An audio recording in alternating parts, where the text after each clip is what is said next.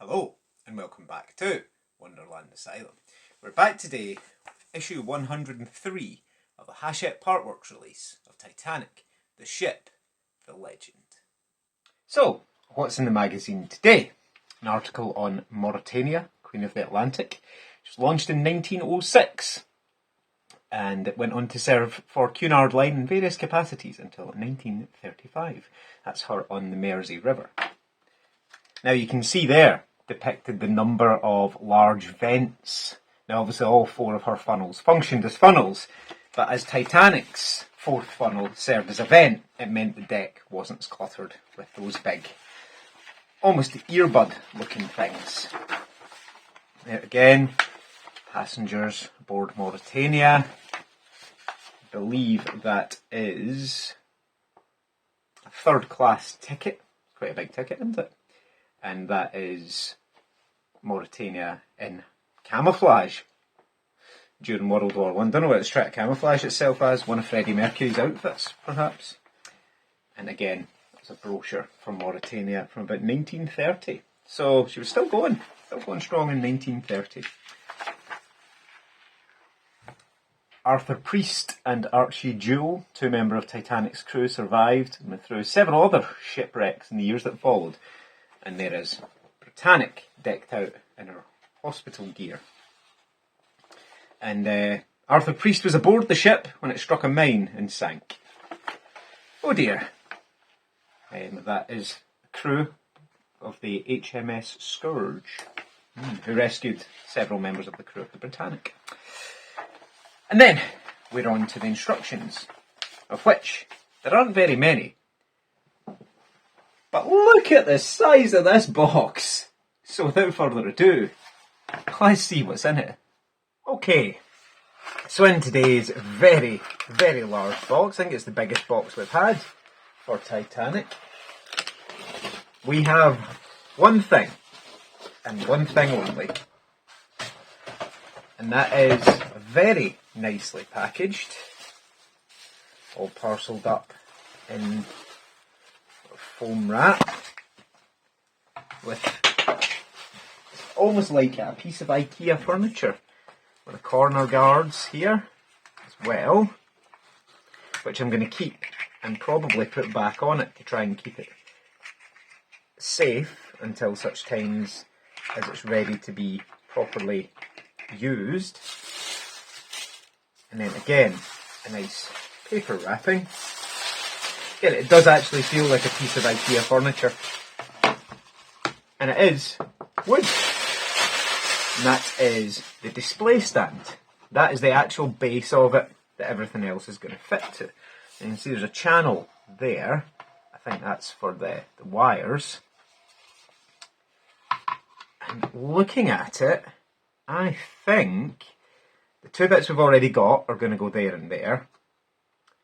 Then I think the battery box and the control board will go here, and you'll have the nameplate will screw in there. That's just my suspicion. But let's see. So we're going to need the screws we had in the last issue, and I'm going to need to bring over the other two bits of the stand. So bear with me and I'll be back in just a tick. Okay, so I'm back. I have the screws. I don't think there's any spares this time. And I have the two pieces of the display stand that we built last time. So the first thing I need is the one with the wires. And obviously we built that one first. So what we're doing is routing the cables through. Now it's this side here, and it has a peg to make sure you can't get it wrong.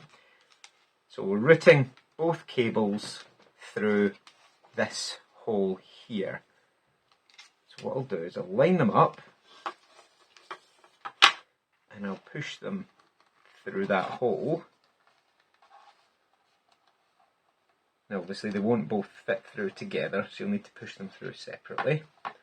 Now as I say, the stand will only attach to the base the right way around. Now pulling those through, that peg will go into that hole just there. Now I realise it's black parts on a black piece on a black board, but that will make sure that you have these terminals, because one obviously looks like a power socket and the other looks like a headphone jack. I'm assuming that one will be for the speaker and that one will be from the battery box.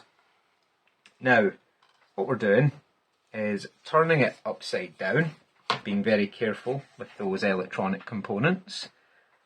So you don't want to be resting them obviously on the mat, so I'll hold it vertically like this, line up the bolt or the screw, whichever you want to call it, and secure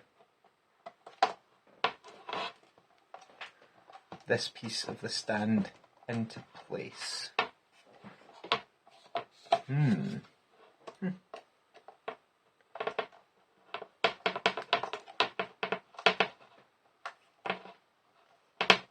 Oh, that's tight. Very tight indeed. I'd seen some people complaining online that those screws go in very, very hard, and I can confirm they do indeed. Now I'm using a PH1 screwdriver head instead of the PH0 that they recommend, and yeah, you're going to need it because these are very, very tight screws. Now again, make sure that they're going in straight, because that'll help. Again, very, very tight, but again, you want them to be nice and tight, because the last thing you want is this thing to wobble. There we go. Now that is absolutely solid, that's going absolutely nowhere. So now that they're in, I need to spend more time in the gym, I think. We're going to route the cables along this trough through the middle. Now I'll do them one on top of the other and pull them through the hole out and out the other side. Now that will allow the base to sit flat with no wires sticking out the bottom, just like that. And they'll sit there, quite the thing. So, the next thing we need, there's 3 more of these. Horrible bolts. Oofed. Well, no, they're not horrible bolts, they're just very, very tight. Now, it doesn't matter which way round this goes, because it's the same either way. Line it up the 3 holes there.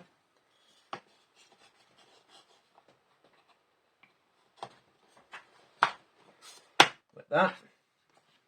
And again, turn upside down. I'm going to hang that off the side so that the terminals don't get damaged on anything as I screw these 3 bolts in. This side's going in slightly easier, if only a little.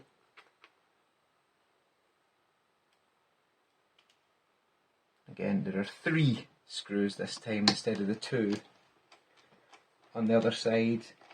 Now again, what you have to bear in mind is this stand has to withhold the entire weight of the model, with its big metal hull, all the electrics, everything like that. So it's needs a fair bit of strength.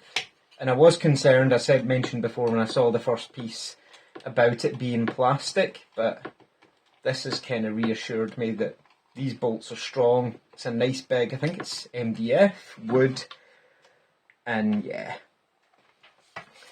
That is what the stand looks like.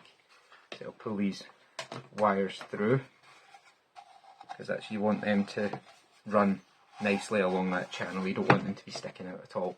But yeah, that's all there is to do. As I say, I think the control box and with the power supply and everything will sit in these 4 holes, and the nameplate will sit in these 3 here.